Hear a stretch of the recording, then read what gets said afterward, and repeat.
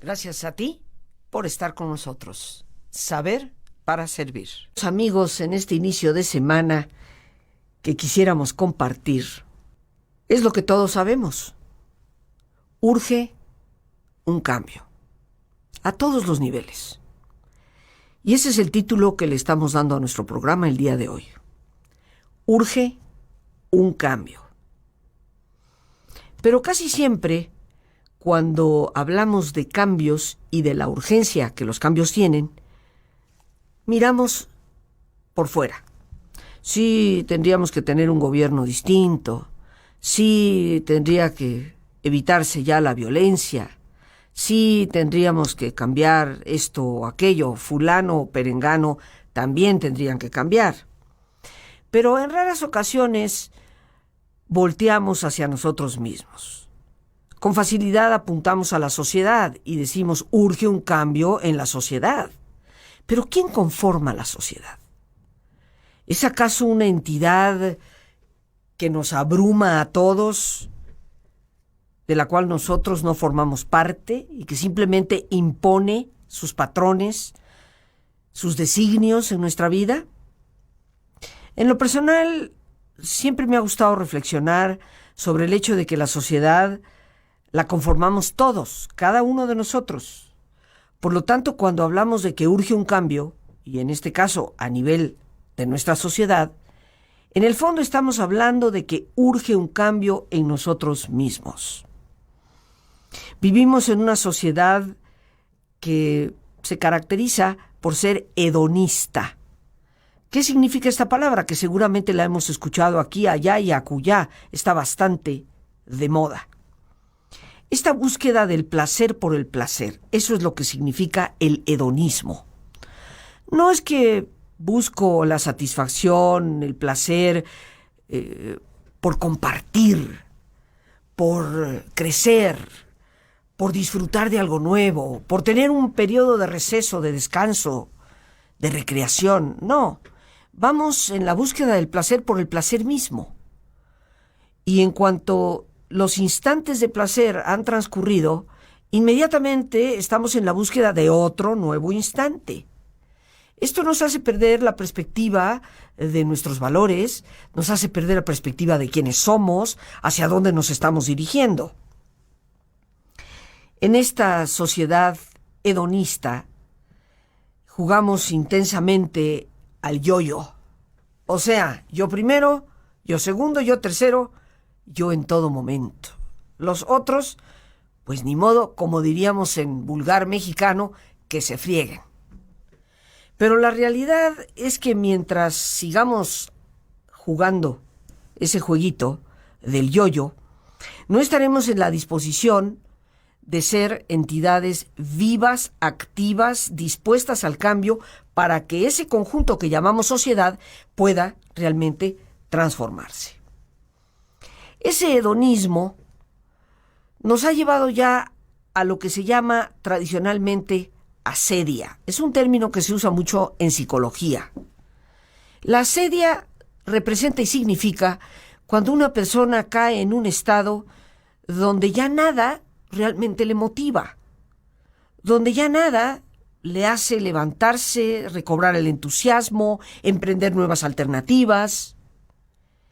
Y vamos a ver cuáles son, desde nuestra perspectiva, las características de esa asedia que hoy tristemente decimos que padece la sociedad, pero que en el fondo representa un padecimiento individual en muchos de nosotros. Lo primero, como característica de la asedia, está la apatía fatigada. Todos hemos escuchado el término apatía, o sea, me vale, no me importa, me da lo mismo. Eso es la apatía. Pero no solamente somos apáticos, sino que tenemos una apatía fatigada. Estamos cansados de que nos valga, pero nos sigue valiendo. Esa es la realidad. Y por eso me he permitido de nombrarla apatía fatigada. Es un estado de, perdonando la expresión, valemadrismo, cansado. Pues sí, ni modo, ¿y qué vamos a hacer? No hay para dónde voltear. Todo es lo mismo. ¿Para qué nos detenemos en nada? Entonces no solamente somos apáticos, sino que tenemos una apatía cansada, fatigada, fastidiada. Esta es una de las características de la asedia. Otra, por supuesto, es el cinismo. Esta es una muy peligrosa, porque el cinismo es hiriente, el cinismo cierra alternativas, el cinismo ciega los horizontes de esperanza que podemos llegar a tener. El cinismo nos convierte en personas resentidas. Por lo tanto, en medio de esa apatía, en medio de esa asedia, o sea, en medio de ese no sentir que nada nos mueve, vamos destruyendo, porque el cinismo es altamente destructivo. Por supuesto que como tercer elemento de la asedia podemos citar el hastío. ¿Cuántas personas conoces tú que te lo dicen hasta con esa palabra? Es que ya estoy hastiada de esto. Es que ya me tiene más arriba del copete. Es que ya supera todo lo que yo puedo tolerar. El hastío, este fastidio con la vida. También, como todo lo que conforma la asedia, altamente peligroso.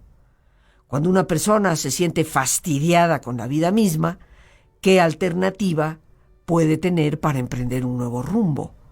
Cuando, añadido a eso, hay cinismo y esta apatía fatigada de que me vale, pues nos quedamos estancados. Pero esto, queridos amigos, de apatía con fatiga, de ese cinismo y ese hastío, también conlleva otro elemento de la asedia.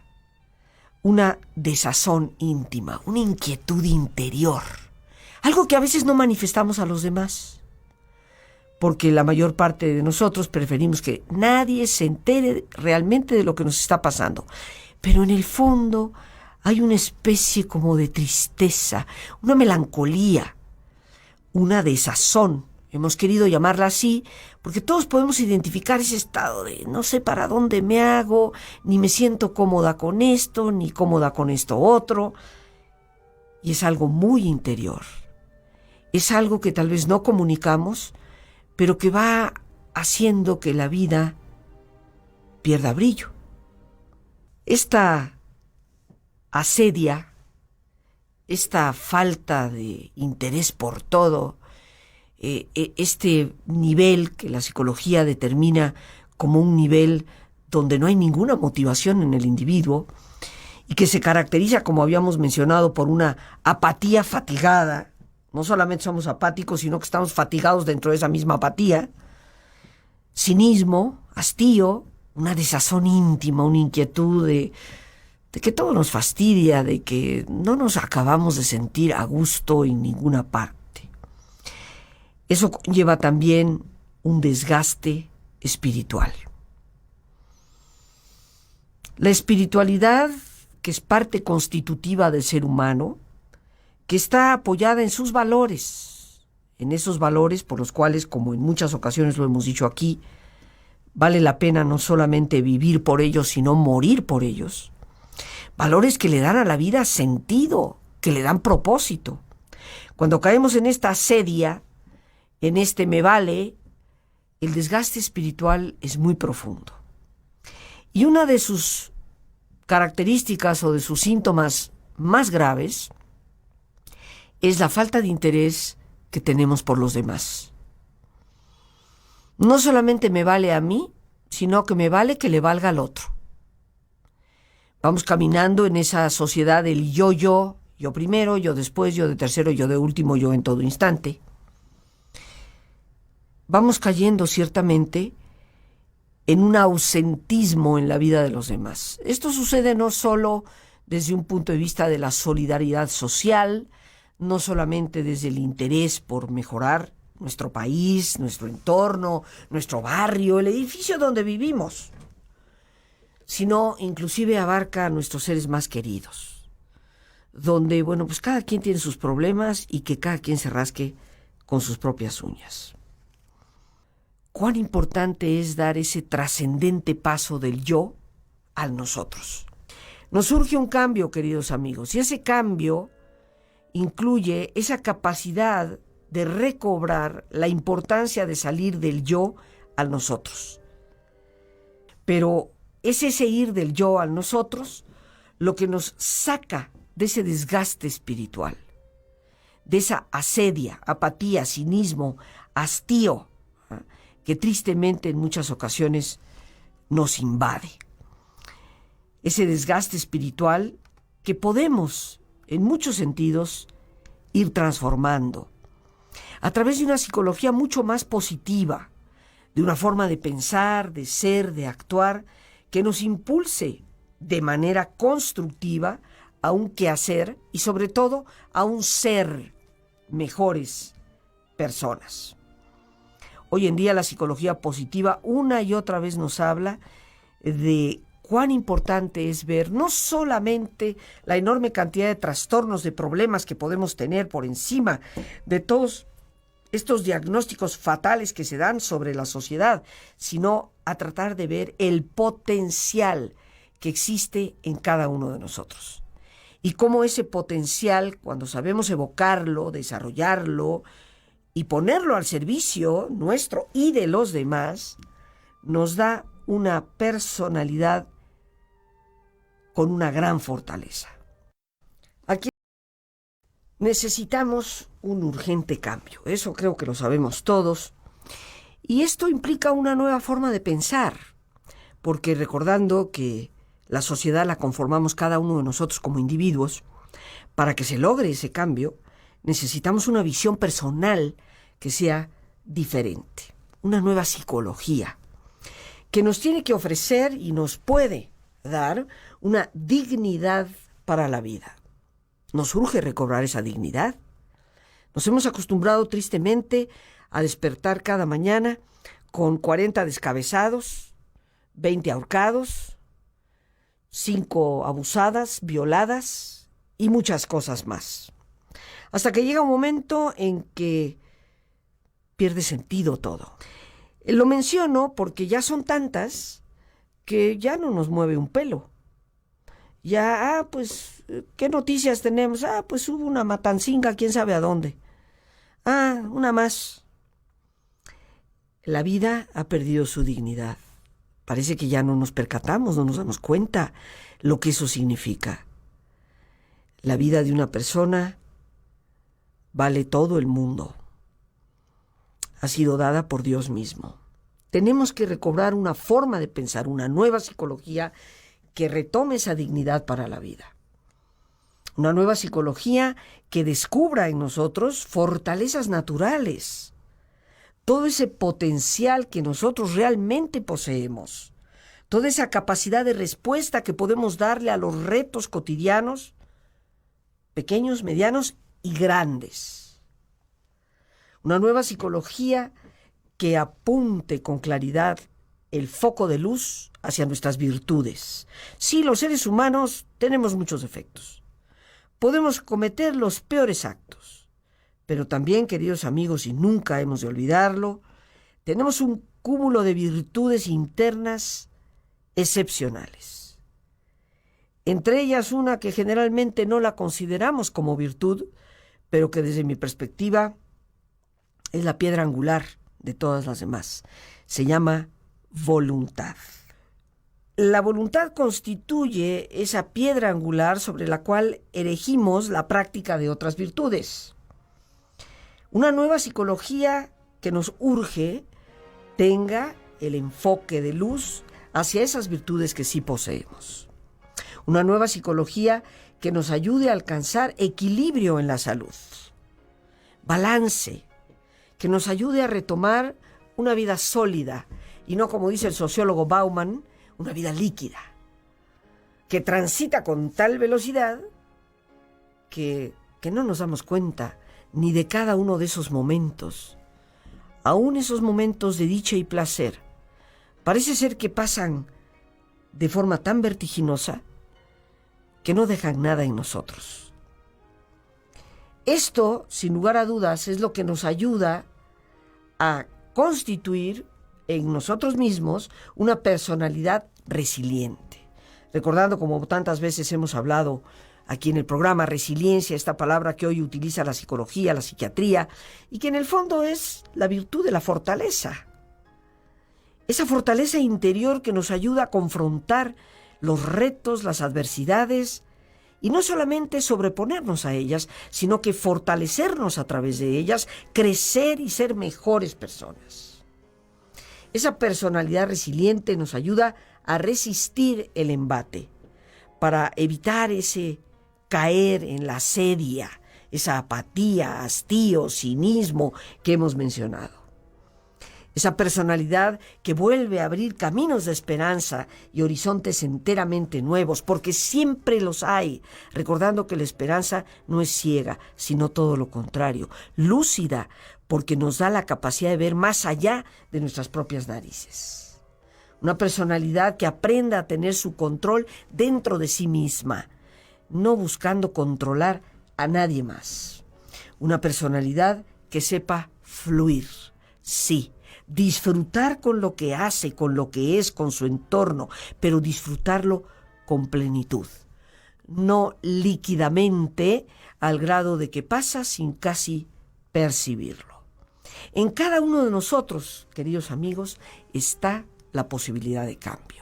Cada uno de nosotros determina si acepta ese reto que debe de construirse desde nuestra propia interioridad. Para superar esa asedia, que como hemos dicho es ese hastío, esa apatía fatigada, ese cinismo, etc., necesitamos volver a darle sabor a la vida.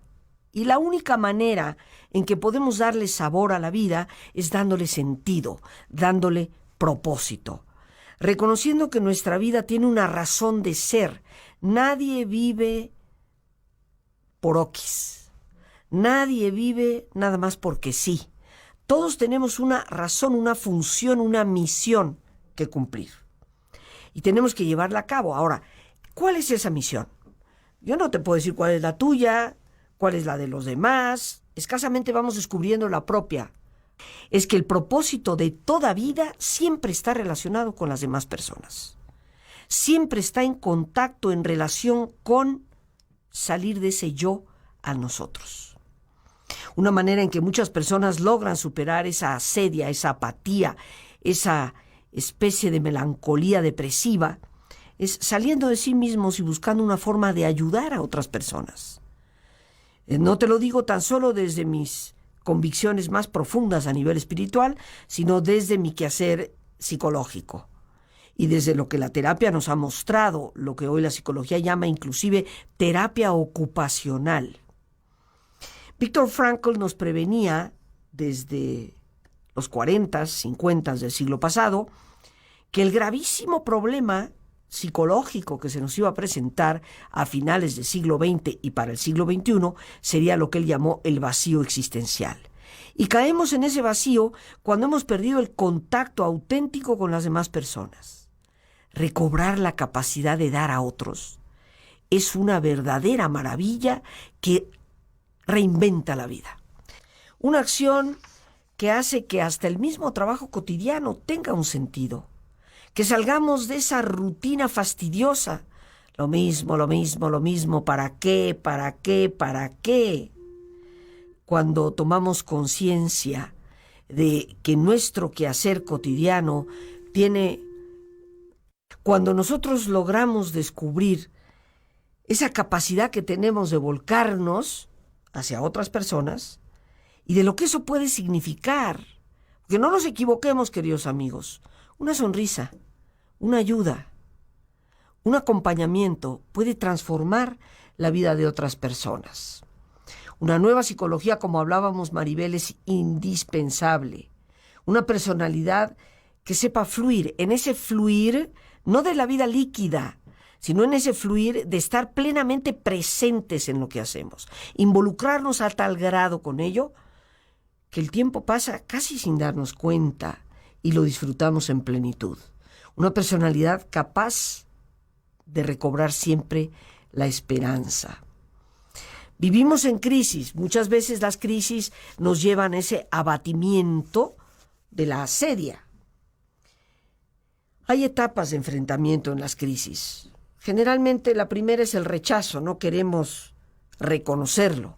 A mí todavía, debo confesarlo, me espanta un poquito que algunos conciudadanos se enojen porque en los medios de comunicación, inclusive de otros países, se hable de la violencia de México. Pero queridos amigos, si es que es una realidad la que estamos viviendo. Si tú como mexicano te dijeran que en un país hay un nivel de violencia muy alto, ¿te parecería adecuado que tus hijos vayan a pasar vacaciones a ese país? Por supuesto que no. Estarías más que en disposición de prevenirlos. Entonces, generalmente ante las crisis hay un periodo de rechazo. No queremos reconocer las cosas. Después viene un periodo de confrontación. Como que, ¿por qué a mí no debe de ser? Esto no es justo. Claro, un país rico, con tanta abundancia como es México, un país que se vislumbraba en aquellas épocas de Adolfo López Mateos como un país punta de lanza para el desarrollo, ¿cómo es posible? Pero hay una etapa muy importante en el enfrentamiento de las crisis que se llama aceptación. Pero no una aceptación pasiva. Aceptar y reconocer la circunstancia en que nos encontramos es real. Cómo se encuentra nuestra sociedad, cómo me encuentro yo como persona. Para dar el paso que tal vez desde mi perspectiva puede ser uno de los pasos más importantes. Aprender y crecer. ¿Qué aprendo de lo que me está pasando? ¿Qué aprendo para poder transmitirlo a mis hijos? ¿Qué aprendo para poder hacer posible que las futuras generaciones superen estos escollos que nosotros estamos atravesando? ¿Cómo crezco como persona? Y el crecimiento tiene que ver con esa fortaleza interior que no puede construirse, queridos amigos, por más que pretendamos engañarnos a nosotros mismos, si no es desde una interioridad firme, desde valores espirituales que sean realmente inamovibles. ¿Nos quejamos de la injusticia en esta sociedad? Preguntémonos, ¿soy yo una persona justa? ¿De verdad? ¿Soy justa con mis hijos, con mi pareja, con mi entorno inmediato, con mis compañeros de trabajo, con el trabajo mismo que realizo? ¿Es justo robarle a la empresa donde estoy? Si lo estoy haciendo, ¿por qué me quejo de la injusticia? ¿Es justo no reconocer mi error y permitir que se lo atribuyan a otro? Pero ¿cuántos de nosotros vamos por la vida haciendo precisamente lo que está erosionando la justicia en nosotros como personas y por lo tanto en la sociedad como conjunto? Valores como la honestidad. ¿Soy realmente una persona honesta? Quiero que no me roben, que no haya corrupción, pero yo lo estoy haciendo. Es ahí donde nos urge el verdadero cambio. Los valores éticos, valores que no están en función simplemente de cómo me siento en mi estado de ánimo el día de hoy, o si me duele el estómago o no me duele, valores que están en función de algo interior, en mí misma, de acuerdo a nuestras creencias más profundas. El día de hoy, yo te invito a que ante esa urgencia de cambio nos detengamos todos y nos cuestionemos qué estoy haciendo yo por ser una mejor persona como mujer, como hombre, como padre, como madre, como hijo, como hija, como maestro, maestra, como ciudadana o ciudadano. ¿Qué estoy haciendo yo? El cambio es urgente, pero los cambios, queridos amigos, si tan solo abrimos la ventanita de la historia, nunca se dan por órdenes superiores. Siempre se dan desde individuos que en el corazón mismo de sí mismos han tomado la determinación de cambiar en su persona y caminar un nuevo rumbo. Urge un cambio. Todos nosotros tenemos la capacidad de salir adelante. Dejemos atrás esta victimez, pobre de mí. este afán de sobrevivir meramente y no de vivir en plenitud. Aprendamos a crecer en nuestra fortaleza interior y tomemos, sí, lo acepto, el riesgoso camino de cambiar. Riesgoso porque no todo el mundo lo acepta. Riesgoso porque defender valores no está de moda. Pero igual de riesgoso y peor es no hacer nada. El día de hoy, en esta reflexión compartida, yo te invito a que lo logremos juntos. Estoy convencida de que podemos lograrlo. Pues amigos, el tiempo se nos ha... Por hoy las gracias a Dios por este espacio que nos permite compartir. Y el más importante de todos, una vez más, gracias por tu paciencia al escucharme, por ayudarme siempre a crecer contigo. Que Dios te bendiga.